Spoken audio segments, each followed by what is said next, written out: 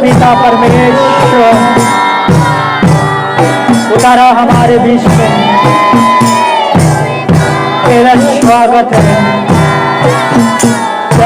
ओ रब शकन रब शेरे रब ओ निश्चकन रब शेरे रब Jesus power touch you, Jesus healing touch you, Jesus miracle touch you, fire, yes, fire in the name of Jesus Christ. Shule Pita.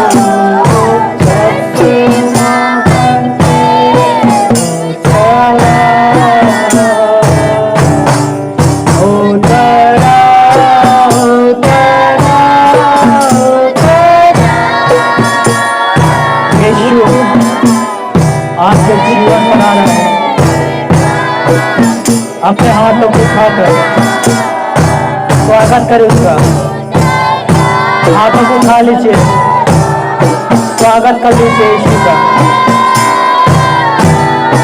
शुक्र प्रभु, वो हमारे बीच है। शुक्रिया यीशु।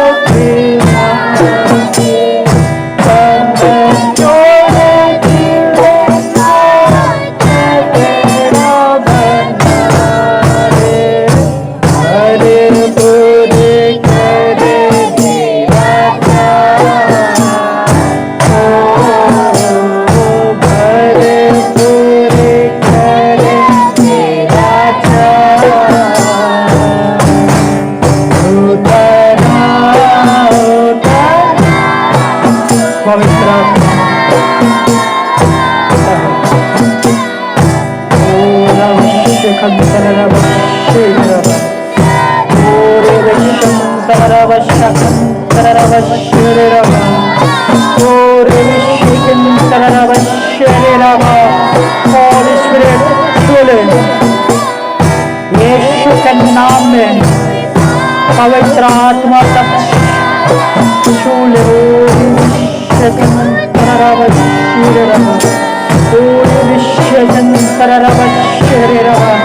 Mighty name Jesus, glory, glory, पिता परमेश्वर, छूले हर एक को।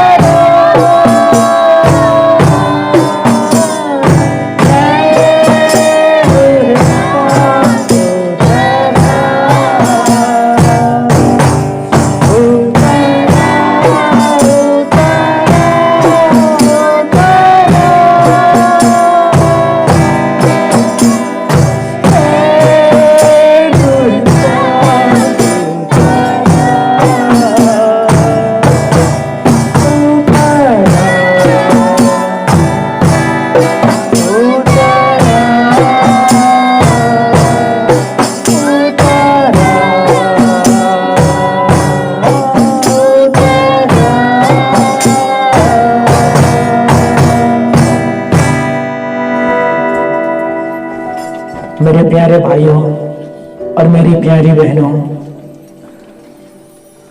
प्रभु का धन्यवाद करना क्योंकि प्रभु यीशु ने आपको छुआ।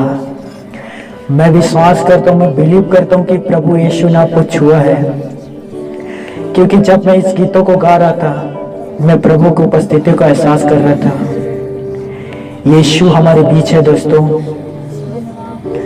इसलिए प्रभु यीशु का अपने मुंह को खोलकर धन्यवाद करें। मेरे प्यारे दोस्तों, यीशु ने आपको क्षमा किया है अपने पापों का। यदि आपके जीवन पर पाप है, प्रभु यीशु के सामने रख दें। प्रभु आपके सामने खड़ा है, उससे अपने मन की सारे बातों को कह दो।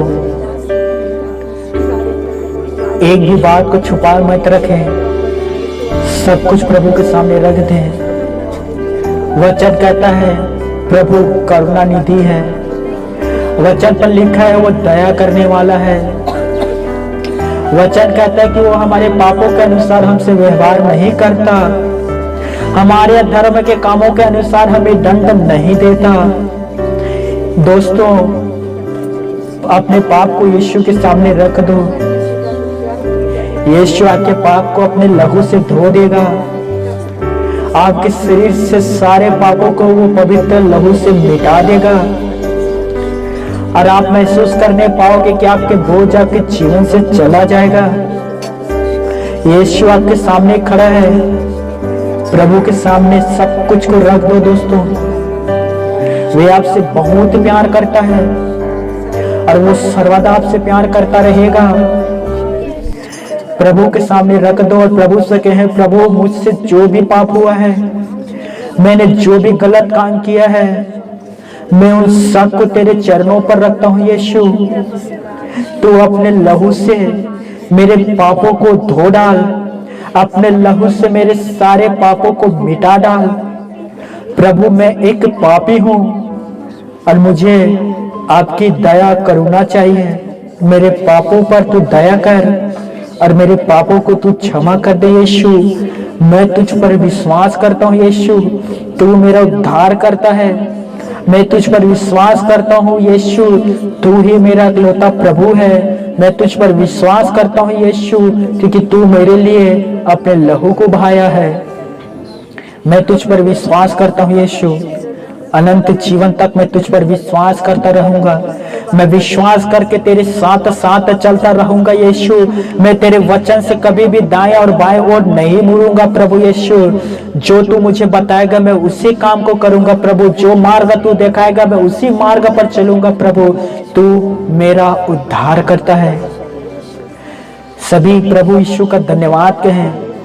मेरे साथ कहें, प्रभु यीशु तूने मेरी प्रार्थनाओं को सुना, मेरे दुखों पर और मेरे कष्टों पर तूने दृष्टि लगाया। मैं तेरा धन्यवाद करता हूँ यीशु, तूने मेरी प्रार्थना का उत्तर को दिया और मुझे अच्छा कर दिया। धन्यवाद देता हूँ यीशु, आज मेरे शरीर में, मेरे मन में, मेरे प्राण में कोई भी प्रकार का पाप नहीं है। धन्यवाद प्रभु, मुझे मुक्ति दिया, बंधनों को तोड़ दिया और मुझे आजाद किया। पिता परमेश्वर, प्रभु यीशु मसीह, मैं तेरा धन्यवाद करता हूँ तेरा अनंत प्रेम के लिए और मुझे आजाद करने के लिए। सारा आदर, सारी महिमा, सारे सम्मान आपको देते हुए स्वर्गीय पिता, इस दुआ को प्रभु यीशु मसीह के मीठा नाम में, मधुर नाम में मांगता हूँ। आमीन, आमीन।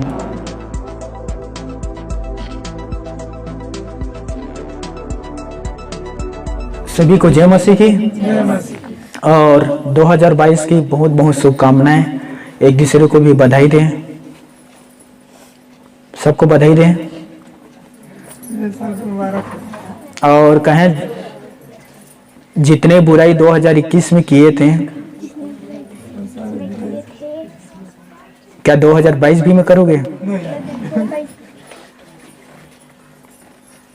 करोगे? नहीं। Very good. जो बुराई नहीं करने वाले हैं वो आमीन कहे। मैं बुराई नहीं करूंगा। हालेलुया। तो आप सबको पता है कि आज माह का पहला रविवार है, महीने का पहला रविवार। और वचन में जाने से पहले मैं कुछ प्रश्न आपके सामने रखना चाहता हूं और उसका उत्तर आपको देना होगा। तो क्या आप सब तैयार हैं? मेरा पहला प्रश्न,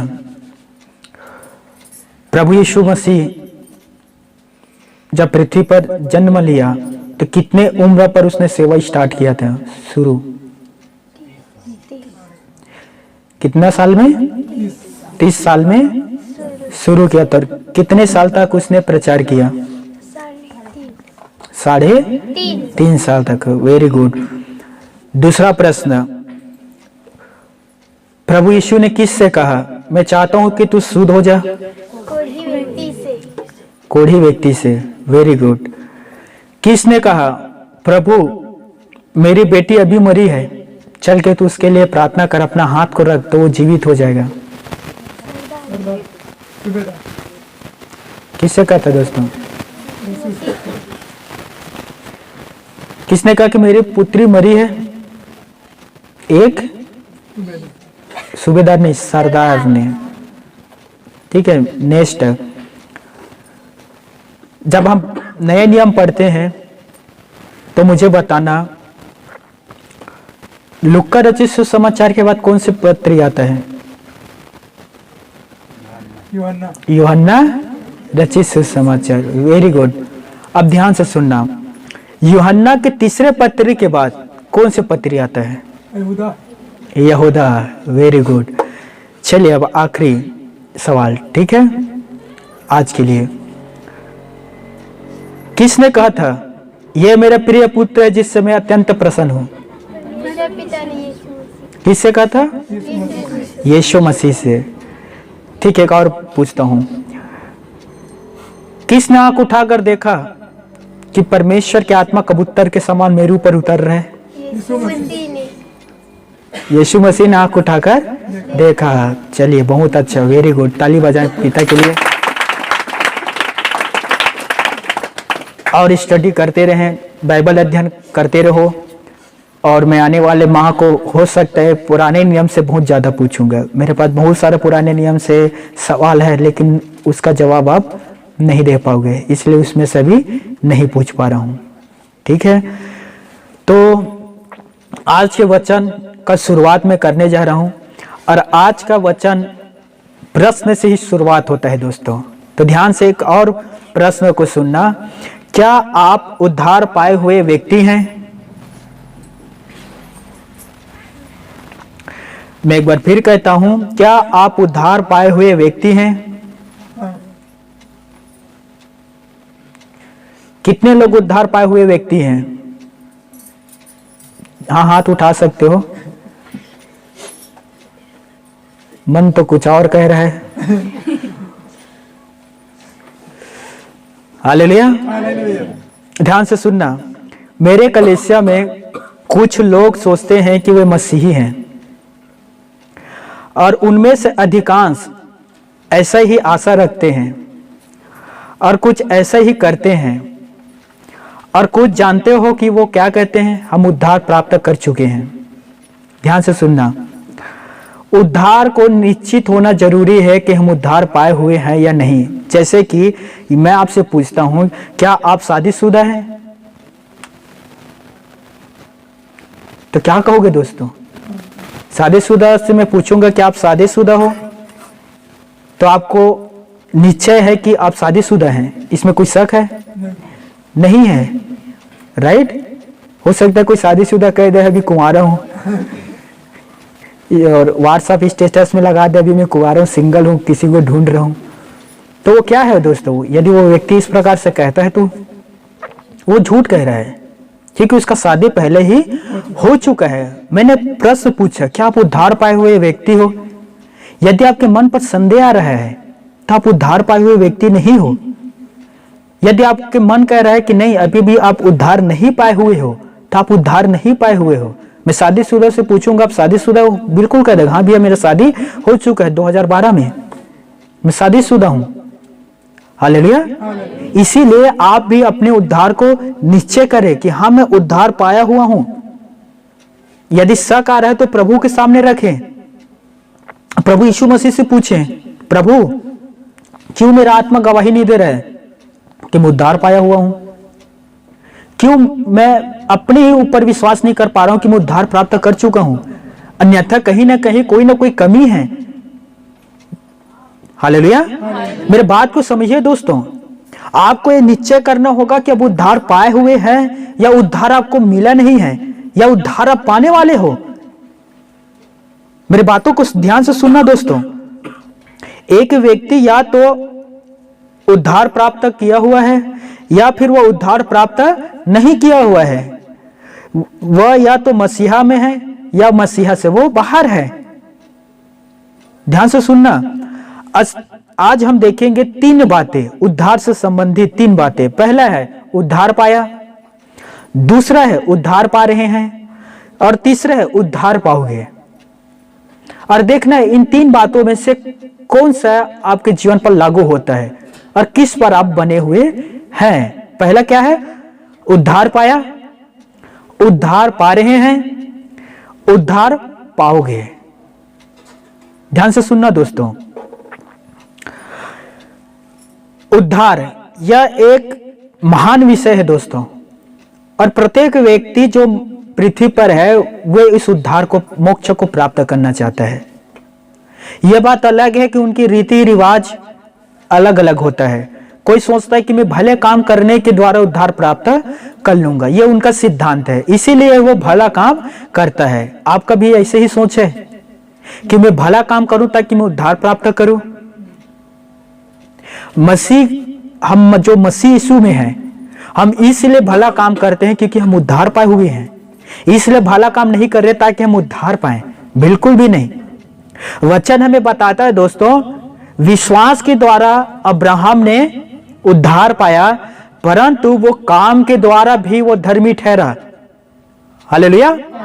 सोचिए दोस्तों, विश्वास के द्वारा अब्राहम ने उद्धार पाया, लेकिन काम के द्वारा भी वो धर्मी ठहरा।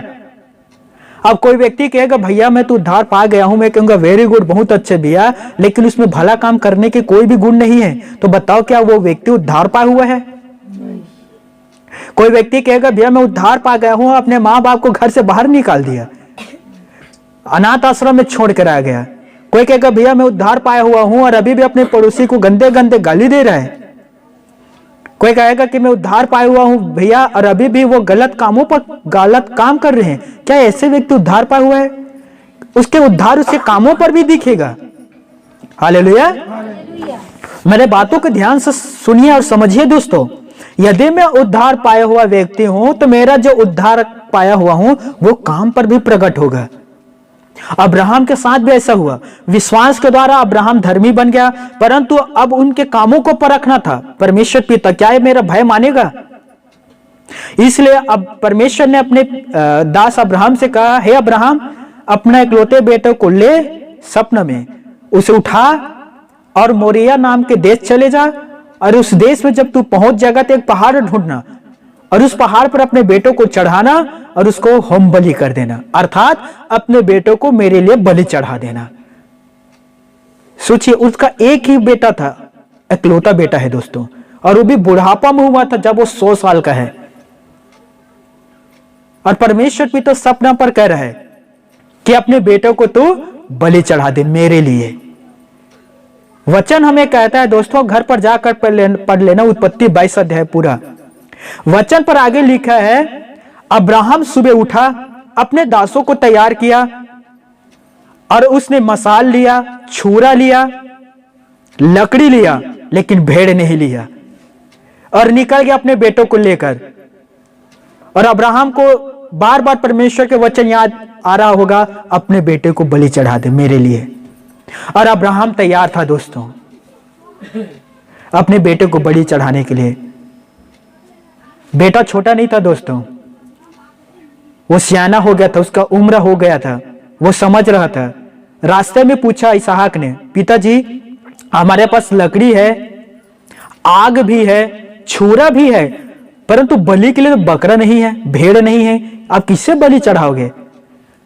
अब्राहम ने कहा, तू मेरे साथ चल, वहां परमेश्वर उपाय कर देगा, तू चुप रह और मेरे साथ चलता रह। देखिए दोस्तों, एक उद्धार पाए हुए व्यक्ति के अंदर ना भला काम करने का गुण होता है और वो कूट कूट कर भरा रहता है। एक ऐसा नहीं है, यदि कोई कहता है कि भैया मैं उद्धार पाया हूं, मैं अपने भाई के साथ भला काम नहीं कर रहा हूं, तो उद्धार नहीं पाया है। यूहन्ना के पत्री 3 अध्याय 18, 17, 18, 19 में यही बात लिखा गया है। अब उस स्थान पर पहुंच गया जहां पर उसे अपने बेटे को बलि चढ़ाना था दोस्तों। पहाड़ पर चढ़ गया, पहुंच गया, वेदी बनाया, वेदी में लकड़ी सजाया और इसहाक से कहा, बेटा इसहाक वेदी के ऊपर लेट जा। सोचिए, इसहाक लेट गया, वो आज्ञाकारी संतान था। अब्राहम ने उसके हाथ पांव को बांधा होगा और कहा होगा, बेटा परमेश्वर ने कहा है कि मैं तुझे बलि चढ़ा दूं, इसलिए मैं तुझे बलि चढ़ाने वाला हूं परमेश्वर के लिए। और जैसे छुरी को उठाया और उसके बलि करने वाला था, आकाश से आकाशवाणी हुई और अब्राहम से कहा, हे अब्राहम, हे अब्राहम, अपने बेटे पर हाथ ना बढ़ा, अब मैं जान गया कि तू परमेश्वर का भय मानने वाला है और तेरा जो उद्धार पाया हुआ तू जो व्यक्ति है वो काम पर भी अब प्रकट हो गया। हालेलुया। अब परमेश्वर ने उसके बेटे को बलि होने नहीं दिया दोस्तों। हालेलुया।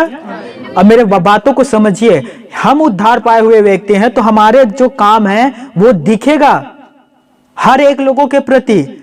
बाइबल हमें सिखाता है कि प्रत्येक व्यक्ति से प्रेम कर। हर एक व्यक्ति जो आपसे मुलाकात करता है वो आपका पड़ोसी है। जो भी आपके जीवन पर मुलाकात होता है आपका, उन सभी से आप प्रेम करो, किसी से भी घृणा ना करो दोस्तों। दोनों एक साथ नहीं रहता, प्रेम और घृणा। क्या दोनों एक साथ रह सकता है? क्या एक स्रोते से खरा और मीठा पानी बह सकता है? कभी भी नहीं। हम में या तो यीशु की आत्मा रहेगा या तो फिर यीशु की आत्मा नहीं रहेगा। यदि मैं प्रेम करता हूं तो मैं सभी से एक समानता प्रेम करूंगा, जैसे यीशु मसीह ने सारे जगत से एक समान प्रेम किया। वचन पर लिखा है गलतियों 3:28 में, अब ना कोई यहूदी रहा, ना कोई यूनानी, कोई नर ना नारी, सब प्रभु यीशु में एक है। हालेलुया। परमेश्वर पिता की दृष्टि में हम सभी इक्वल है, कोई बड़ा नहीं है दोस्तों। यीशु मसीह ने तो मत्ती 23 में कह दिया कि जो अपने आप को बड़ा बनाएगा वो छोटा किया जाएगा, जो अपने आप को छोटा बनाता वो अपने आप को बड़ा किया जाएगा। हमारे कलीसिया में कितने सारे भाई बहन हैं, अब विश्वास नहीं करोगे, आधा से भी ज्यादा लोगों को मैं धर्म को नहीं जानता, किस कास्ट से आए हैं मुझे पता नहीं है, मुझे लेना भी देना नहीं है उससे। यहां सब एक समानता है दोस्तों। चेहरे से भी कोई लेना देने नहीं है कि कौन कितना खूबसूरत है और कौन कितना खूबसूरत नहीं है, कोई मतलब नहीं है। यह सब एक समान है, चाहे वो बच्चे हो, चाहे वो जवान हो, चाहे वो बूढ़ा हो, यह सब एक समान है। और परमेश्वर भी आप सबको एक समानता से देखता है। वचन क्या कहता है? परमेश्वर ने जगत से प्रेम किया, और जगत में कौन रहता है दोस्तों? हम सभी। हालेलुया। इसीलिए मेरे प्यारे भाइयों और मेरी प्यारी बहनों, उन लोगों के जैसे ना बनना जो इसलिए भला काम करते हैं ताकि वो उद्धार पाए। उससे पूछना क्यों आप ऐसा काम करते हो। मैंने एक मेरे ही परिवार के एक व्यक्ति है, मैंने उससे पूछा आप उद्धार पाने के लिए क्या काम करते हो, क्या आप उद्धार पा चुके हो या आगे जाकर पाओगे? तो उसने कहा मैं आगे जाकर उद्धार पाऊंगा, इसीलिए मैं दान पुण्य का काम करता हूं। जहां धार्मिक काम होता है उसमें मैं दान देता हूं ताकि मैं उद्धार पाऊं। हालेलुया। सोचिए उनका सोच क्या है दोस्तों। मैं उद्धार पाऊं इसलिए मैं लोगों के साथ अच्छा व्यवहार करता हूं, मैं उद्धार पाऊं इसीलिए गरीबों को मैं खाना खिलाता हूं। यह उनका सोच है दोस्तों। परंतु इन कामों के द्वारा कोई भी व्यक्ति उद्धार प्राप्त नहीं कर सकता, मोक्ष। कारण क्या है? मैंने अपने पिता के दिल को दुखा दिया, मैंने अपने पिता को निराश कर दिया, मैंने अपने पिता का इंसल्ट किया, अपमान कर दिया। अब मैं लोगों के पास जाता हूं और उन लोगों को खाना खिलाता हूं जो भूखा है, तो क्या मेरे पिता का क्रोध शांत हो जाएगा? मैंने अपने पिता को जो दिल को दुखाया, क्या वो आराम कर पाएगा? सोचिए ना। अरमान मेरे पास आए, मैं एक उदाहरण देता हूं, आप अच्छे से समझ पाओगे। हाँ जाओ, ठीक है, समझिए। ठीक है, कुछ क्षण के लिए मेरे पिता है हाँ समझना है, ठीक है। और मैंने इसका अपमान किया, इसे बहुत दुख पहुंचाया, भला बुरा इसे गाली दिया, बहुत सारे गाली दे दिया इसे, थोड़ा बहुत भी नहीं। और कहता हूं कि तूने मुझे पैदा ही क्यों किया? तेरे जैसा पिता कोई भी नहीं है। कितनों ने अपने बेटों के लिए संपत्ति इकट्ठा किया, तूने क्या क्या शराब पी पी कर उड़वा दिया। तू एक बेवड़ा और शराबी है। तुझे नहीं कह रहा हूं ना समझ सकते हो, मेरे अपने पिता को कह रहा हूं, और रियल में बेवड़ा शराबी था वो मैं उसे बाप ने एक पाप समझता था तो मैंने इसका दिल को दुखा दिया। और मैं बाहर निकलता हूं, मेरे जेब में कुछ पैसा है, मैं एक गरीब व्यक्ति को देखा, ठीक है, एक गरीब व्यक्ति वहां पड़ा है, और मैं सोचता हूं मैंने अपने पिता के दिल को दुखाया है, तो एक काम करता हूं, गरीबों को 20 रुपए का रोटी खिला देता हूं। और मैं गरीब से कहता हूं गरीब 20 रुपए की रोटी लाया हूं, खा ले। और मैं कहता हूं सब कुछ ठीक हो गया, मैंने जो पाप किया था, भला काम किया, अब मैं उद्धार पा गया। और इधर पिता भी दुखी है क्योंकि मैंने उसका अपमान किया। अब मैंने भला काम भी कर दिया, तो क्या भला काम पिता के दिल को ठंडक पहुंचाएगा? नहीं। मुझे क्या करना चाहिए था दोस्तों? मुझे वापस आना चाहिए था और पिता के पास आकर कहता है, हे पिता मुझे माफ कर दे। क्या माफ करते बताओ, यदि मैं आकर कहता हूं कि मुझे माफ कर दे, मैंने आपका दिल दुखाया, मैं आपको बहुत बुरा भला कहा, पिताजी मैं हृदय से आपसे माफी मांगता हूं, तो क्या ये पिता माफ करेगा? माफ करोगे? जोर से बोलिए, देखिए क्या कहता है पिता हाँ, तो पिता माफ कर दिया। अब पिता माफ कर दिया, तब मैं बाहर जाऊंगा, मैं खुश हूं क्योंकि मेरे पिता ने मुझे माफ कर दिया, और मैं गरीबों को खुशी खुशी खाना खिला रहा हूं। क्यों? क्योंकि मैं उद्धार पाया हूं, मेरे पिता ने मुझे माफ कर दिया। हालेलुया। बैठ जाओ। वचन भी यही कहता है दोस्तों, ध्यान से सुनना। उड़ाऊ पुत्र के दृष्टांत क्या है दोस्तों? वो बेटा वापिस किसके पास आया? अपने पिता के पास। उसने क्या किया था? पिता मेरा बांटा मुझे दे, जितना खेत है उसमें का आधा मुझे दे, क्योंकि 2 भाई है, आधा आधा कर सब कुछ। और उसने अपने पिता से बांटा ले लिया, जमीन को बेच दिया, शहर गया, शहर जाकर वो शराब पिया, जुआ खेला और वो गलत संगति किया, सारे संपत्ति को बर्बाद कर दिया। ऐसा उसका नौबत आ गया, उसके पास एक कपड़ा भी नहीं था पहनने के लिए, जो कपड़ा पहना था फटा हुआ था, खाने के लिए उसके पास भोजन नहीं था, और उसके पिता के पास सब कुछ था क्योंकि उसके पिता उस गांव का धनवान व्यक्ति था। और सोचिए दूसरा बेटा क्या बन गया? वो शराबी, उसके पास एक जोड़ी कपड़े भी नहीं था दोस्तों। अंत में काम ढूंढने के लिए गए, एक व्यक्ति के पास काम ढूंढने के लिए गए। उस व्यक्ति से कहा कि तेरे पास कुछ काम है कि मैं कर सकूं। उस व्यक्ति ने कहा मेरे पास एक काम है, सुअरों को चरा, क्योंकि मेरे पास बहुत सारे सुअर है। और उस व्यक्ति ने कहा ठीक है मैं सुअर को चराऊंगा, उसके बदले मुझे क्या मिलेगा? क्या मुझे खाने के लिए रोटी, पीने के लिए पानी मिलेगा? उस व्यक्ति ने कहा जो सुअर खाता उसे तू भी खा लेना। यह उसका वेतन था दोस्तों। और वो काम पर लग गया।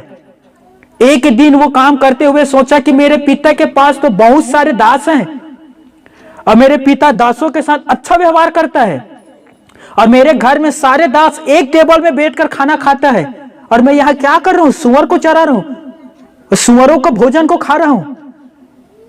वो मन फिराया दोस्तों और अपने पिता के पास वापिस जाने का निर्णय लिया।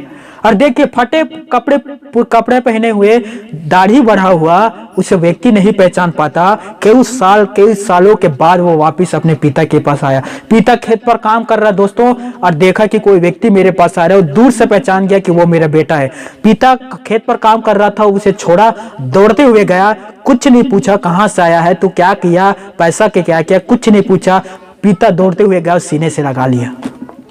वो ये भी नहीं देखा कि सुअर को चरा कर आ रहा है, हो सकता है उसमें से दुर्गंध आ रहा हो, कुछ को नहीं देखा, उस सीने से लगा लिया। और अपने बेटे से कहता है बेटा जो कुछ मेरा है वो सब कुछ तेरा है। हालेलुया। मेरे बातों को समझिए दोस्तों, हमें क्या करना होगा? हमें वो भले काम नहीं करना दोस्तों ताकि हम उद्धार पाए। हम इसलिए भले काम कर रहे हैं क्योंकि हम उद्धार पाए हुए व्यक्ति हैं। पुराने नियम पर यीशु के घटना को देखिए दोस्तों, उसके भाइयों ने उसके साथ अत्याचार किया, 17 साल की उम्र में उसे बेच दिया चांदी के 20 टुकड़े में। सोचिए, उनके पिता से, उनके माता से उन्हें दूर कर दिया और किसी अन्य देश भेज दिया, और वो वहां चला गया। 17 साल की उम्र है दोस्तों, और वहां जाकर वो काम करने लगा। पोतीफार के व्यक्ति यहां। कुछ दिन के बाद यूसुफ जवान हुआ, वह बहुत खूबसूरत था दोस्तों। पोतीफार की पत्नी ने उससे कहा मेरे साथ संबंध बना। उसने कहा मैं इस मूर्खता के काम नहीं करूंगा, मैं अपने स्वामी की दृष्टि में किसी भी प्रकार के गलत काम नहीं करूंगा, मना कर दिया। उस स्त्री ने उसके ऊपर लांछन लगा दिया कि इसने मेरे साथ शोषण किया है, सेक्सुअल हैरेसमेंट, यौन उत्पन्न काम किया है, अर्थात मेरे साथ जबरदस्ती करने का काम किया है। और यूसुफ ने मना कर दिया था सब चीज करने के लिए, उसे जेल में डाल दिया दोस्तों। सोचिए कितना दुख उठाया वो, 2 साल जेल में था। भाइयों ने बेच दिया, माँ बाप से अलग कर दिया, एक ऐसे देश में चला गया जिसे जानता भी नहीं था, उसके ऊपर दोष लगा दिया, जेल में बंद है। परंतु वो उद्धार पाए हुए व्यक्ति था। बाइबल पर लिखा है जो जो काम यूसुफ करता था परमेश्वर पिता हर कामों में सफल करता था उसे।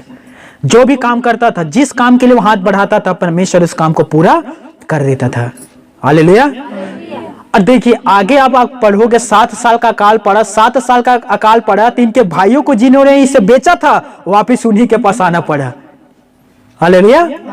और वापिस उन्हीं के पास आ गया। यीशु पहचान गया कि यही लोग हैं जिन्होंने मुझे बेचा था, अर्थात मेरे भाइयों ने। यीशु ने उनके साथ अच्छा काम किया दोस्तों। बाइबल पर लिखा है जब यीशु ने अपने भाइयों को देखा तो उसके मन पर आया मैं रोना चाहता हूं, और वो कहा कि मैं भाइयों के सामने नहीं रोना चाहता, मैं कहीं बाहर जाकर रोना चाहता हूं। घर के अंदर का फूट फूट के रोया दोस्तों वो, इसलिए नहीं कि मेरे भाइयों ने मुझे बेचा है, इसलिए कि मेरे भाई मेरे पास आए हैं। हालेलुया। और देखिए दोस्तों आगे जाकर बाइबल पर लिखा है यूसुफ और उनके पिता याकूब का मृत्यु हो गया, उसके पिता मर गया।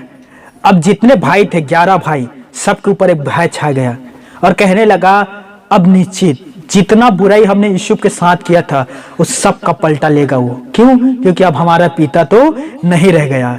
हो सकता हमारे पिता के कारण उसने हमें जीवित रखा है, लेकिन अब तो पिता भी मर गया। ध्यान से सुनना दोस्तों।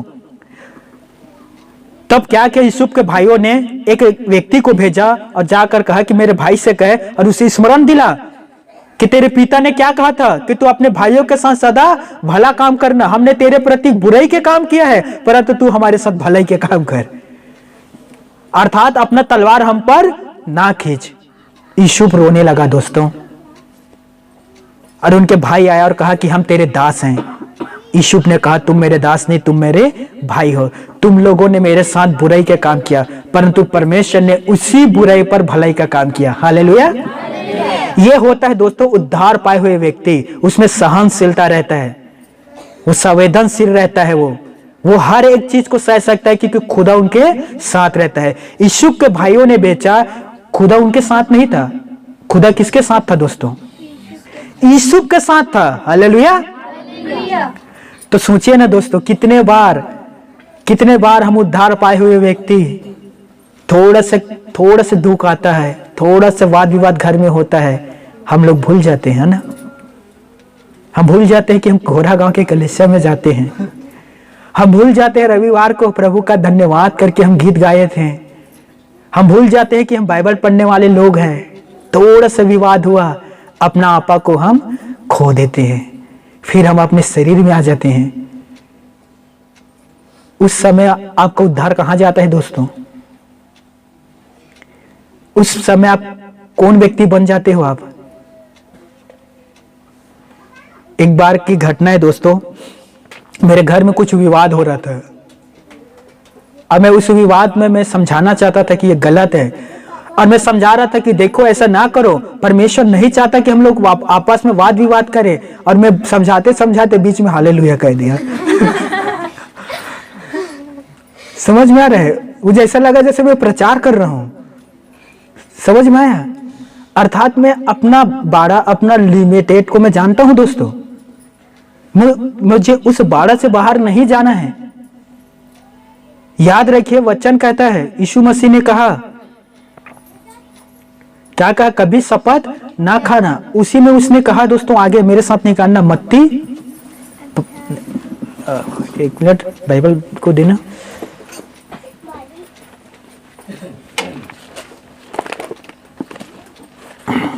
मत्ती रचित सुसमाचार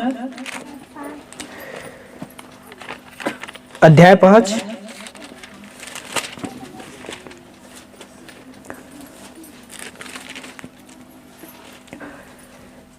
37 पद, ठीक है?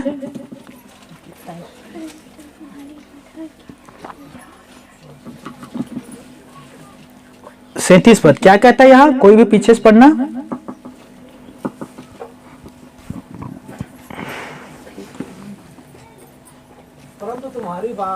परंतु तुम्हारी बात हाँ कि हाँ या नहीं कि नहीं हो। हाँ, जो कुछ इससे अधिक हाँ वह बुराई से होता है। हालेलुया। वचन क्या कहता है दोस्तों? परंतु तुम्हारी बात हाँ कि हाँ या तो फिर नहीं कि नहीं हो, क्योंकि जो कुछ इससे अधिक होता है वो बुराई की ओर से होता है। ये बात हर जगह लागू नहीं होता दोस्तों। अब मान लीजिए पति पत्नी ने, और बात कर रहा है, उन लोग कह रहे हैं कि आप बहुत अच्छे हमने काम किया, खेती को समाप्त कर लिया, हमने धान इकट्ठा किया, बेच के भी आ गया, हमारे पास पैसा है। तो पत्नी, हाँ कुछ तुम लेना चाहते हो? कुछ लाऊं तुम्हारे लिए? कपड़ा, हीरा, कुछ भी चाहिए? नहीं। क्यों ऐसे बात कर रहे हो? क्योंकि बाइबल पर लिखा हाँ कि हाँ या तो नहीं कि नहीं। पति कहता तुम खूबसूरत हो? नहीं। मुझे खाना दो? नहीं। वचन ये नहीं कह रहा है कि हर बातों में हाँ और नहीं इस्तेमाल करो। गलत ना समझना दोस्तों, ठीक है? वचन ये कहता है कि जहां बुराई, जहां पर वाद विवाद होता है, जहां पर झगड़ा हो रहा है, वहां आपको बुद्धिमानी से काम करना है और वहां शांत रहो। ऐसा ना हो कि वहां तुम लोग ऐसे बातें कह दो जो तुम बोलना भी नहीं चाहते। मैं बार बार इस बात को आपसे कहता हूं दोस्तों, अपने बातों को सोच समझ कर कहिए। क्या हमें कहना है, कैसे हमें सिखाना है। मूर्खता और उतावलीपन कभी मत करना। ध्यान से सुनिए, जब आप अपने बातों को कहते हो और किसी लोगों को कुछ कहते हो, तब अपने बातों को कहकर भूल जाते हो, याद नहीं रखते दोस्तों, लेकिन सुनने वाले याद रखते हैं उसे। मेरे पास एक व्यक्ति आया और उसने कहा, महिला थी, जब मैं शादी होकर अपने घर पर गई तो मेरे सास ने मेरे साथ बुरा व्यवहार किया, उसने मुझसे अच्छा बात नहीं किया, और उसकी शादी अभी लगभग 11 साल हो गए होगी, और 11 साल में अभी भी उसे याद है मेरे सास ने मेरे साथ क्या किया था। बताओ, समझ में आ रहा है दोस्तों? वचन कहता है कि हाँ और नहीं कि नहीं वहां कहो जहां वाद विवाद हो रहा है, और हर एक के वाद विवाद में कूद ना पड़ो, किसी के फटे में टांग मत डालना। दोस्तों, ये मसीह का काम नहीं है। हम कौन होते हैं कि उनका जाकर न्याय करें? वचन कहता है, ध्यान से सुनिए, हर एक ध्यान से सुनिए दोस्तों। एक व्यक्ति यीशु के पास आया और कहता है, हे प्रभु चल मेरा न्याय कर दे, हम दो भाई आपस में लड़ रहे हैं जमीन को लेकर। यीशु ने कहा, किसने तुझे बताया कि मैं तेरा न्याय करूंगा? मैं उस न्याय करने के लिए नहीं आया हूं। यीशु वहां नहीं गया दोस्तों, मेरे बातों को समझिए, अपने काम को करिए, अच्छा बात है। किसी के साथ वाद हो रहा है, दूर से रहो, उनके लिए प्रार्थना कर दो, परमेश्वर दोनों को शांति प्रदान करे, परंतु उसमें कूद ना जाओ दोस्तों, वो हानि आपका होगा। मूसा के साथ भी ऐसे ही हुआ, मिस्री आपस में लड़ रहे थे। मूसा को ये बात बुरा लगा, निर्गमन पर लिख है। मूसा उनके पास जाकर कहा, तुम दोनों भाई हो, क्यों आपस में लड़ रहे हो? ऐसा काम मत करो, शोभा देता है, दोनों भाई आपस में लड़ रहे हो। दोनों जो लड़ रहे थे मूसा की तरफ देखकर कहा, तू हमारे हत्या करेगा? हाँ, मूसा ने एक व्यक्ति की हत्या कर दिया था, उसी और प्रकार से उसने देखा था कि मूसा ने ही हत्या किया था। तब वो व्यक्ति कहता, तू हमारे पास इसीलिए कि हमारा हत्या करेगा? तेरे बात अभी फिरौन तक ले जाऊं? मूसा वहां से भागना पड़ा उसे। समझ में आ रहा है दोस्तों? इसीलिए ऐसे व्यक्ति के पास मत चले जाना, नहीं तो दो लोग आपस में लड़ रहे हैं, उन लोग अपने को छोड़ देंगे, आप पर बरस जाएंगे, आपको कूटने लगेंगे फिर वो। मैंने एक वीडियो देखा, पता नहीं कहां से आया, मेरे मोबाइल पर भी अभी भी है वो। दो महिला आपस में लड़ रही है और उनके हथियार, अस्त्र, वो टीन था। और ऐसा मल युद्ध हुआ दोनों के बीच, ऐसा मल युद्ध हुआ, टीन को लेकर वो उसके सिर पर तड़ाक से मार रहे, वो उसके सिर पर तड़ाक से मार रहे हैं, और वो बहुत सारी स्त्री उन लोग देख रहे हैं। उन्हें पता है बीच में जाएंगे तो 2-4 हमें भी पड़ जाएगा। और सोचिए, टीन को लेकर एक दूसरे को सिर पर धड़ा मार रहे हैं। टीन में कह रहा होगा, हमने तुम्हारे क्या बिगाड़ा है? टीन पर मार के उसे चेप्टा कर लिया। पता नहीं ऐसे क्यों करते हैं। देखिए, वचन कहता है कि जो स्त्रियों का बाल है वो उनका शोभा है। मुझे तब समझ में आया कि दरअसल शोभा ही नहीं है, ये पकड़कर खींचने वाला भी है। तब मुझे समझ में आया WWE में क्यों महिला लोग जो लड़ते हैं आपस में कुश्ती, उन लोग बाल क्यों नहीं रखते हैं। यदि उन लोग बाल रखेंगे तो WWE नहीं रहेगा, वो WW बालिंग हो जाएगा। वो एक दूसरे के बाल को पकड़कर, बचपन में बच्चे लोग झूलते हैं ना, झूलना पेड़ में, वैसे झूल जाते हैं। बताओ, वो उसके बाल को पकड़ी हुए है, वो उसके बाल को पकड़े हुए है। तो ऐसे बीच पर ना जाना, वहां आपकी बात हाँ कि हाँ और नहीं कि नहीं। कोई कहता भैया चलो हम लोग लड़ाई कर, हमारा न्याय कर दो, नहीं भैया, मैं प्रार्थना कर सकता हूँ। Hallelujah, hallelujah. तो ध्यान से सुनिए दोस्तों, हर एक व्यक्ति को, हम जो उद्धार पाए हुए व्यक्ति हैं, आपको हर एक बातों का ध्यान रखना होगा। बाइबल पढ़िए और बाइबल पढ़कर अपने आप को देखिए और उसी वचन पर अपने आप को ढालने की कोशिश करते रहें। दिन प्रतिदिन दोस्तों बढ़ते चले जाइए। आप यदि मेरे वचन को ध्यान से सुनोगे तो जब मैं 2016 में प्रचार करता था तो मेरा वचन कुछ अलग ही था। बहुत सारे ऐसे शब्द हैं जिसे मैं खुद नहीं जानता था, बोल देता था और उसका अर्थ मुझे पता भी नहीं था। समझिए, 16 में मैं कुछ अलग व्यक्ति था, लेकिन 21 में मैं कुछ अलग हो गया हूं। पहले के वीडियो को मेरे देखोगे, अभी के वीडियो को देखोगे तो बहुत कुछ सुधार आया है। और 5 साल के बाद वीडियो को देखोगे, यदि ईश्वर जीवित रखेगा तो और सुधार आएगा। मेरे पहले के जीवन को देखोगे और अभी के जीवन को देखोगे, बहुत कुछ परिवर्तन हुआ है दोस्तों। हालेलुया। जैसे कि एक बच्चा सेन बढ़ता है ना, सेंस धीरे धीरे बढ़ता है, उसी प्रकार से आपको भी परमेश्वर को धीरे धीरे बढ़ना है, उद्धार की टोप को पहनकर। वचन पर पौलुस लिखता है, हालेलुया, उद्धार का जो आपके टोप है ना उसे पहने रहें और धीरे धीरे धीरे धीरे बढ़ते रहें। उन लोगों के जैसे काम मत करिए कि हम भले काम करने के द्वारा उद्धार पा जाएंगे, वो कभी वो उद्धार नहीं पाएगा। भले काम कितनों भी कर लो, कितनों भी कर लो, चाहे वो कितनों प्रशंसा से भरा हो, कितनों भी भरा क्यों ना हो, वो पाप का समाधान नहीं कर सकता, वो पाप को दूर नहीं कर सकता। दोस्तों, रोमियो 3:23 में लिख दिया कि सभी ने पाप किया है, हर एक व्यक्ति ने पाप किया है, परमेश्वर के महिमा से रहित थे, इसीलिए उनके भले काम पाप का समाधान नहीं कर सकता, पाप को दूर नहीं कर सकता। परमेश्वर पिता ही है जो आपको उद्धार दे सकता है, मोक्ष दे सकता है और पाप को दूर कर सकता है, आपके भले काम नहीं। हालेलुया। इसीलिए दोस्तों, भले कामों के कितने भी प्रकार के कर लो, उसके द्वारा आप उद्धार नहीं प्राप्त कर पाओगे। ध्यान से सुनना, पाप के वजह से सभी मनुष्य दंड के योग्य हैं जो उन्होंने किया है, और इस दंड से मुक्ति प्राप्त करने के लिए परमेश्वर पिता ने एक उपाय निकाला और वो था प्रभु यीशु मसीह, ताकि लोग उद्धार प्राप्त कर पाए। सोचिए ना दोस्तों, यीशु के जन्म से पहले मूसा की व्यवस्था था और उस व्यवस्था पर लिख दिया गया था कि हर एक व्यक्ति को व्यवस्था का पालन करना है, और जो कोई व्यक्ति व्यवस्था का पालन करता है वही परमेश्वर के पास पहुंच सकता है, अर्थात परमेश्वर के पास स्वर्ग पर जाएगा। और जो कोई व्यक्ति व्यवस्था का पालन नहीं करेगा वो परमेश्वर के पास नहीं पहुंच सकता। परंतु इजराइल में ऐसे एक भी व्यक्ति नहीं था जिन्होंने व्यवस्था का पालन किया हो। व्यवस्था कहता है झूठ नहीं बोलना है, व्यवस्था कहता है कि परमेश्वर के अलावा किसी दूसरे की इबादत नहीं करना है, व्यवस्था कहता है कि तुम क्रोध नहीं करना है, क्रोध करोगे तो नरक के दंड के योग्य होगे।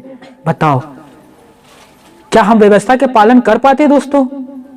हम में से कितने जो क्रोध किए होंगे? किए हैं कि नहीं दोस्तों? क्रोध तो बहुत छोटा है कि नहीं? कभी कभी तो हमारा हाथ भी उठा है, ये भी छोटा, लात भी उठा है। मैं सच कह रहा हूं, मेरे साथ हुआ है। तो सोचिए ना दोस्तों, यदि हम व्यवस्था के अनुसार नहीं चल पाए तो हम परमेश्वर के पास नहीं पहुंच पाते। इसीलिए पवित्र शास्त्र बाइबल कहता है रोमियो 6:14 में, तुम व्यवस्था के अधीन नहीं परंतु अनुग्रह के अधीन हो।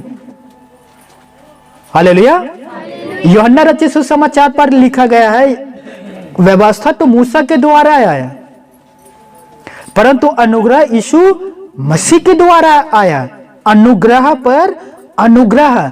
व्यवस्था हम पर दोष लगाता है, व्यवस्था हम पर कलंक लगाता है क्योंकि हम व्यवस्था का पालन नहीं कर सके, लेकिन प्रभु यीशु मसीह के अनुग्रह है कि जो हमें व्यवस्था को मिटा देता है और अनुग्रह को लाता है। हालेलुया। अब मुझे बताओ, आप सभी व्यवस्था के कामों के द्वारा विश्वासी ठहरे हो?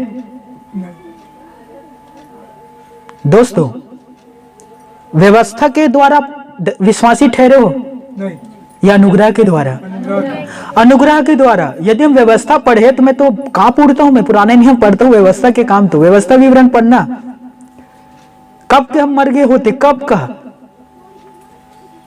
इसीलिए परमेश्वर पिता ने एक रास्ता निकाला और अपने पुत्र प्रभु यीशु मसीह को भेजा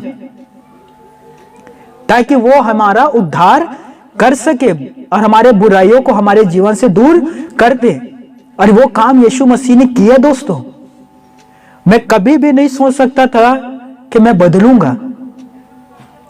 मेरा जीवन पापों से भरा हुआ था दोस्तों। सुबह हुआ पाप ही करो, सुबह उठता तो सर्वप्रथम मैं बीड़ी पीता था। छत्तीसगढ़ी में कहूं तो बहुत बड़े चौंघट्टा था। हाँ, दिन की शुरुआत कैसे होता था? नशा के साथ, और रात का अंत भी शराब के साथ। मैंने कभी नहीं सोचा था कि मैं इस प्रकार से बदलूंगा। कितना गाली एक दिन में देता था, हजारों गाली, बिना गाली के बात नहीं होता था। हर एक प्रकार के बुराइयों में फंसा हुआ था, हर एक प्रकार के। दोस्तों, आपने जितना पाप नहीं किए होंगे उससे कई गुना ज्यादा मैं किया था, मैं कह सकता हूं इसे। हर एक प्रकार के पाप में फंसा हुआ था, लेकिन प्रभु यीशु का मैं धन्यवाद देता हूं कि मैं प्रभु यीशु के पास गया और अपना सारे पापों को उसके सामने रख दिया, और प्रभु यीशु मसीह ने मुझे स्वीकारा। उसने मेरे मन को बदला, मेरे हृदय को बदला और मुझे नया अगेश्वर बना दिया। वो पुराना वाला पता नहीं कहां चला गया वो। मैंने अपने माँ से पूछा, मेरी माँ आपको कौन सा अगेश्वर अच्छा लगता है? वो वाला 2014 से पहले था या वो जो 2014 के बाद अभी है, कौन सा अच्छा लगता है? तो माँ ने कहा है ये वाला अच्छा लगता है। वो वाला तो शराबी था, वो गंजेड़ी था, वो गाली बकने वाला था। अच्छा हुआ कहीं चला गया वो, और ये वाला अच्छा लगता है। हालेलुया। समझिए दोस्तों, मैं बदल गया, मेरा मन बदल गया, मेरा बोलने का तरीका बदल गया, मेरा व्यवहार करने का तरीका बदल गया। मैं पहले कैसे व्यक्ति था और आज मैं कैसे व्यक्ति बन गया हूं। और ये मेरे भले कामों के द्वारा नहीं हुआ है दोस्तों। यीशु मसीह में आने से पहले भी मैं बहुत सारा भला काम करता था। गरीब आता था, आपको पता है, घर में मांगने के लिए आता है, तो मैं उसे डब्बे भर भर के चावल देता था। ये भी तो भला है ना। मैं शहर कमाने के लिए जाता था, तो ट्रेन में भिखारी मांगने के लिए आता था, उन्हें मैं पैसा देता था। बस स्टैंड में मैं पैसा देता था, जितना बन पाए। वो भी तो भला काम है, परंतु उद्धार नहीं पाया था दोस्तों। यहाँ तक कि मैं गंगा में नहाने के लिए भी गया था, डुबकी लगाने के लिए, और ऐसे डुबकी लगा मेरा पैंट शर्ट गायब हो गया। सच में हजारों हजार के बीच कच्छा पहने हुए मैं रेंगता था। कल्पना ना करना, बहुत बुरा है। समझ में आया? पाप को तो दूर नहीं किया, कपड़ा को दूर कर दिया। बहुत सारे धार्मिक स्थल पर गया, दर्शन करने के लिए गया। मसीह माने से पहले मैं गीत भी गाता था। जब दुर्गा मारता था ना, तो उसमें मैं भक्ति के गीत भी गाने के लिए जाता था। सोचिए, मैं हर प्रकार के काम करके देख लिया था, लेकिन उद्धार नहीं पाया था दोस्तों। लेकिन आज प्रभु में हूं और मैं उद्धार पाया हुआ हूं। इसीलिए मेरे प्यारे भाई और बहनों, वचन को पढ़िए, हर एक छोटे छोटे वचन पर ध्यान दीजिए और उस वचन पर अपने आप को ढा दीजिए दोस्तों।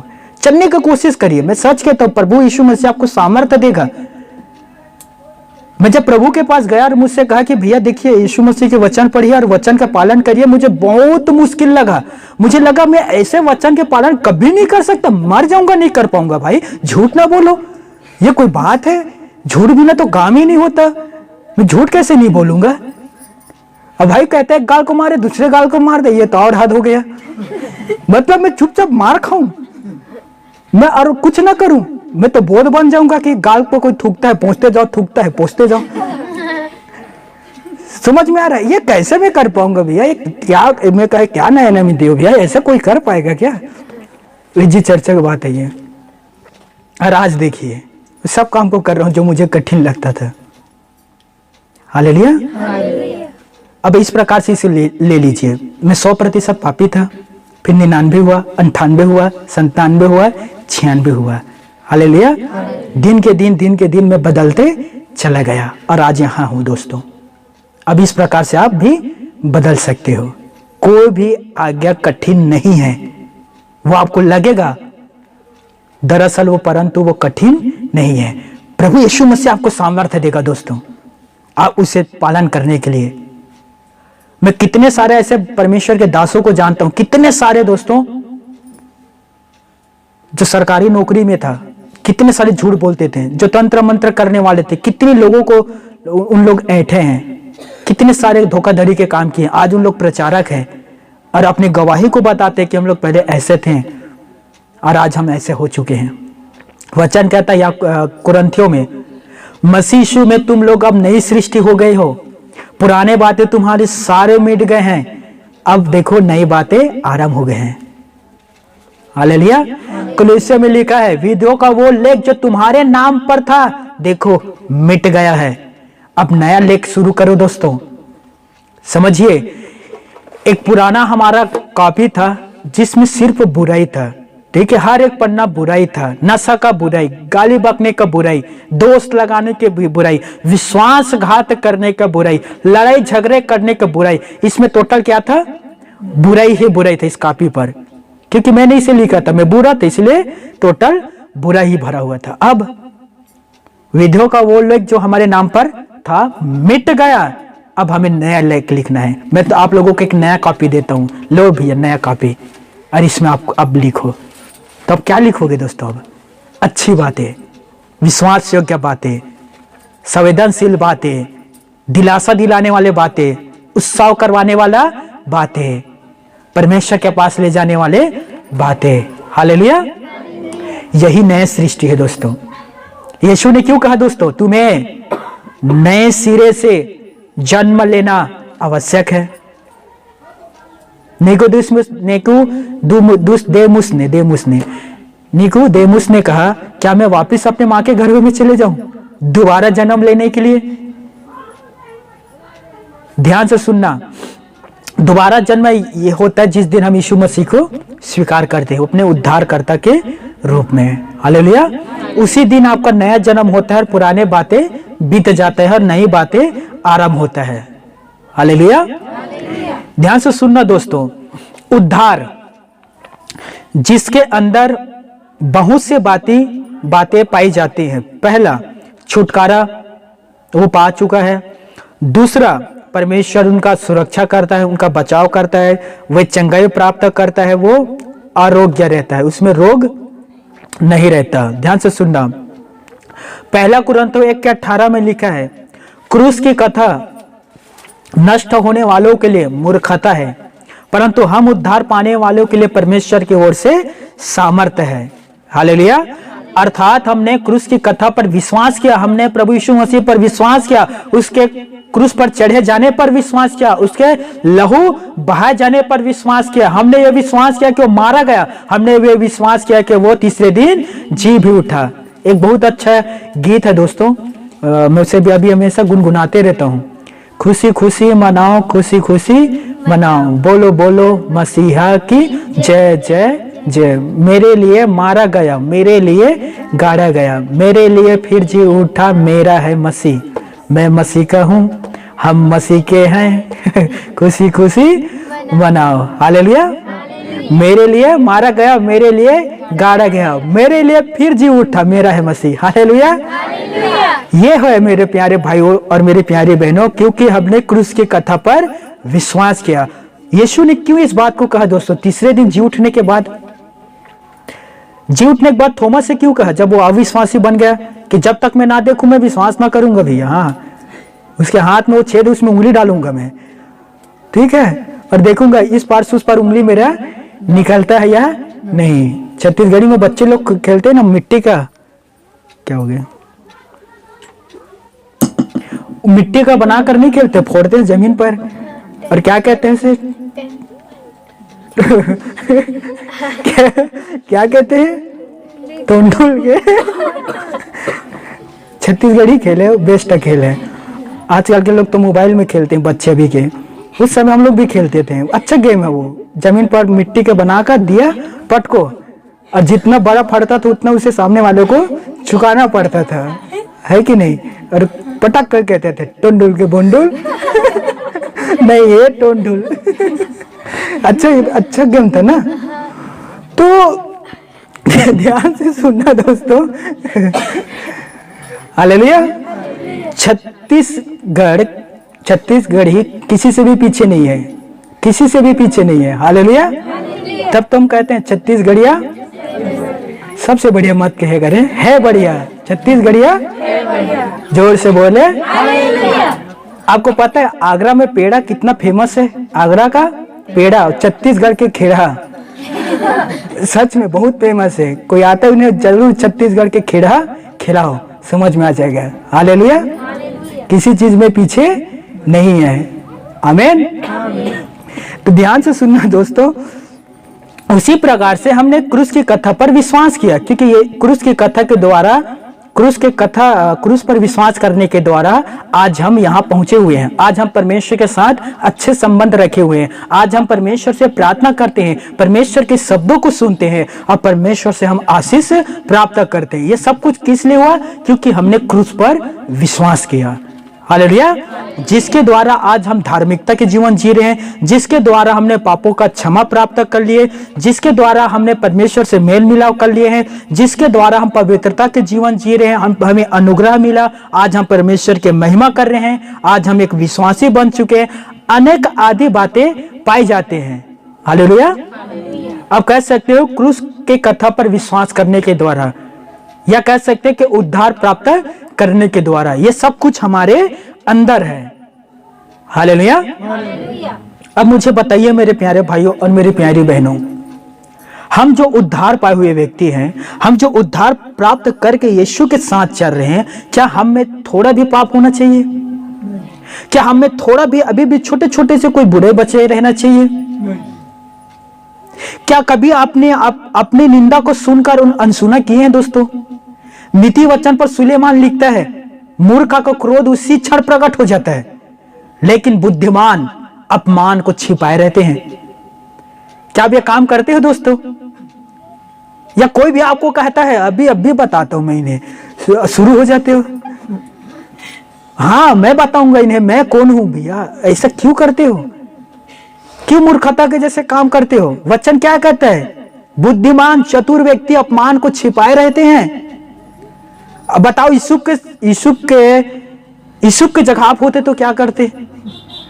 17 साल में आपको बेच देता, जेल भी चले जाते और मिस्र का प्रधानमंत्री बन जाते, और आपके भाई आपके पास आते हैं, सब कुछ आपके अधीन है, काट भी सकते हो, उसे जान से मार भी सकते हो। क्या करते दोस्तों? मैं जानता हूं क्या करते हो, तेल में तलते उसे, हाँ बड़े बड़े जोक मंगाते, जोगा, और उसके अपने भाई के शरीर पर डालते हैं। मुझे मेरे 17 साल की उम्र में बेच देते, ये जोक तुम लोग का खून को चूसेंगे। हर एक प्रकार के बुराई के पलटा लेते हो, बदला लेते हैं। मैं हर एक से नहीं कह रहा हूं, ध्यान से सुनिए दोस्तों, मेरे प्यारे भाई और बहनों, हम प्रभु यीशु मसीह में हैं तो प्रभु यीशु मसीह हमारे अंदर दिखना चाहिए। संसार क्यों दिखता है आपके अंदर? दोस्तों, मेरे बात को समझ पा रहे हो आप लोग? हम यीशु मसीह में हैं, हम मसीहा यीशु में हैं, हम मसीहा यीशु को पहन लिए हैं, तो मसीह यीशु आपके अंदर होना चाहिए ना। संसार क्यों दिखता है मुझे बताओ? क्यों संसार के बातें आपके अंदर दिखाई दे रहे हैं मुझे दोस्तों? क्यों मसीह दिखाई नहीं देता? मैं हर एक के अंदर मसीह ढूंढता हूं, मुझे मिलता ही नहीं है।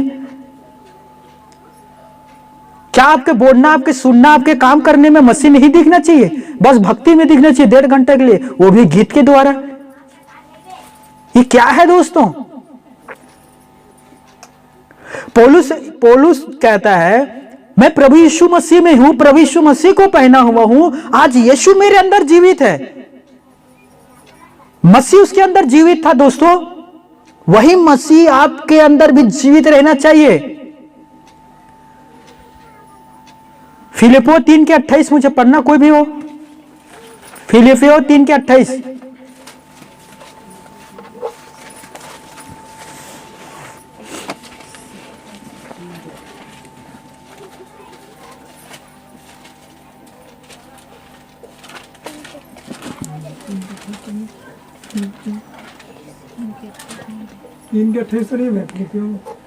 फिलिपियो 3:28 होना है, 28 नहीं 18 होगा, तो 18 है, 18 होगा। फिलिपियो 3:18, जोर से पढ़ना कोई भी हो। सब पवित्र लोगों के साथ, नहीं है, फिलिपियो 3:18। क्योंकि बहुत से 274 नंबर, क्योंकि बहुत से ऐसे चाल चलते हैं जिनकी चर्चा मैंने तुमसे बार बार की है, जिसकी चर्चा मैंने तुमसे बार बार की है। ध्यान से सुनना, पौलुस यहाँ पर कह रहे हैं फिलिपियों को कि तुम्हारे यहाँ बहुत से ऐसे लोग हैं जो ऐसे चाल चलन चलते हैं जिनकी चर्चा मैंने तुमसे बार बार की है। 1 बार नहीं, 2 बार नहीं, 3 बार नहीं, 1000 बार नहीं, करोड़ों बार इनकी चर्चा बार बार की है। कैसे चाल चलन? ध्यान से सुनना, और अब भी रो रो कर कहता हूँ और अब भी मैं रो रो कर कहता हूँ कि वे अपनी चाल चलन से वे अपने चाल चलन से मसीह के क्रूस के बैरी हैं। मसीह के क्रूस के बैरी हैं। क्यों ऐसे चाल चलन चलते हो दोस्तों, जिसके द्वारा आप क्रूस के द्वारा उद्धार नहीं परंतु क्रूस के द्वारा बैरी बनते हो? क्यों ऐसे चाल चलन चलते हो दोस्तों? पौलुस रो रो कर कह रहा है कि क्यों तुम लोग ऐसे चाल चलन चलते हो जिसके द्वारा मसीह के क्रूस के बैरी बन रहे हो? ऐसे चाल चलन मत चलो। यीशु मसीह को स्मरण करो, अपने उद्धारकर्ता को स्मरण करो। उसने आपके लिए कितना कुछ सेक्रीफाइस किया, कितना कुछ आपके लिए दे दिया, और आप कैसे चाल चलन चलते हो दोस्तों? मैं बार बार रो रो कर कह रहा हूं, ऐसा काम मत किया करो। मेरे प्यारे भाइयों और मेरी प्यारी बहनों, ऐसे जीवन व्यतीत करें जैसे प्रभु यीशु जीता था।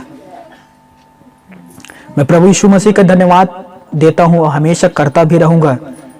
उसने कहा मुझसे सीखो, जो भी सीखना है यीशु मसीह से सीखो। मैं किसी व्यक्ति से नहीं कहता मेरे जैसे बनो, और मैं किसी व्यक्ति को यह भी नहीं कहता उस पास्टर के जैसे बनो, कभी भी नहीं। कितना भी बड़ा वो दास क्यों ना हो, कोई ना कोई कमी उसमें जरूर रहेगा दोस्तों। इसीलिए आपको कुछ भी बनना है तो यीशु के जैसे बनो। किसी को कॉपी करना है तो यह प्रभु यीशु मसीह को करो। हालेलुया। यीशु कहता है, पिता, हे मेरे पिता, मैं जगत में आ गया हूं। देख, मैं जगत में आ गया ताकि तेरी इच्छा को पूरा कर दूं। हालेलुया। यीशु मसीह कितना अद्भुत है दोस्तों। मैं पढ़ता हूं, सोमवार को कल वचन मनन करता हूं, बहुत सारे मुझे वचन मिलते हैं, बहुत सारे। सोचिए यीशु मसीह क्या कह रहे हैं, तेरी इच्छा को पूरा करूं। वो पृथ्वी में था लेकिन अपनी इच्छा से नहीं चलता था दोस्तों। यीशु अपने मन के काम नहीं करता था। यीशु पृथ्वी पर है और परमेश्वर की इच्छा पर चलता था। और हम विश्वासी को देखो, हम पृथ्वी पर हैं, हम कलीसिया में हैं, और किसकी इच्छा पर चल रहे हैं? खोलकर कह दो, कोई बात नहीं, अपमान होगा, अपने ही लोग हैं। हम पृथ्वी पर हैं, हम कलीसिया पर हैं, और हम किसकी इच्छा को पूरा कर रहे हैं? मेरे प्यारे भाइयों, मेरी प्यारी बहनों, पवित्र शास्त्र बाइबल आपके पास है, और मैं जानता हूं आप सभी मुझसे अधिक पढ़े हुए व्यक्ति हैं। मैं कक्षा 8वीं तक ही पढ़ पाया मैं, या हो सकता आप कम भी पढ़े होंगे। जो भी मुझे शिक्षा दिया है, जो भी मुझे सिखाया गया है, सर्वप्रथम पवित्र आत्मा है। मैं आज आपके बीच प्रचार कर रहा हूं पवित्र आत्मा के अनुग्रह से दोस्तों। बाइबल हमें सिखाता है पिता परमेश्वर अनपढ़ लोगों को चुन लेता है कि ज्ञानवान को लज्जित कर दे। और देखिए, उसने पतरस यूहन्ना को चुन लिया जिन्होंने कभी विद्यालय नहीं गया था, उन लोग कभी भी शिक्षा ग्रहण नहीं किया था। और देखिए, पतरस 2 पत्री लिख दिया, यूहन्ना 5 पत्री लिख दिया। बताओ, इन्हें पढ़ने के लिए बुद्धि किसने दिया दोस्तों? नीति वचन पर सुलेमान लिखता है, जो बुद्धि में श्रेष्ठ मान पुरुष था, वो लिखता है यहोवा का भय मानना बुद्धि का आरंभ है। हालेलुया। एक बार परमेश्वर के भय मान लो, मैं सच कहता हूं आप बुद्धि पाना प्राप्त करने लगोगे। यदि आप विद्यार्थी हैं, एक बार परमेश्वर के भय मान के देखो, हर एक विषय में टॉप करोगे दोस्तों, कोई आपको नहीं रोक सकता। परंतु ये सब चीज कहां से आरंभ होता है? परमेश्वर का भय मानने से। आमीन। हमारे पास समय की कमी है दोस्तों, बहुत कुछ और था आपको बताने के लिए, तो मैं इसे यहीं पर रोकता हूं। आने वाले रविवार को इसका जो शेष भाग है उसके आगे मैं आपको बताऊंगा। जैसे कि हमने कहा था, उद्धार पाना, उद्धार पा रहे हैं, उद्धार पाओगे। यदि हम इसे भी देखेंगे तो आधा घंटा से ऊपर लग सकता है, तो समय अधिक हो जाएगा। आई होप, मैं उम्मीद करता हूं कि आज के वचन से आपने बहुत कुछ सीख पाए हैं। जो वचन से नहीं सीख पाए हो आमीन कहें। आज जो वचन से बहुत कुछ सीख और ग्रहण किया है वो मेरे साथ हालेलुया कहें। हालेलुया। हालेलुया।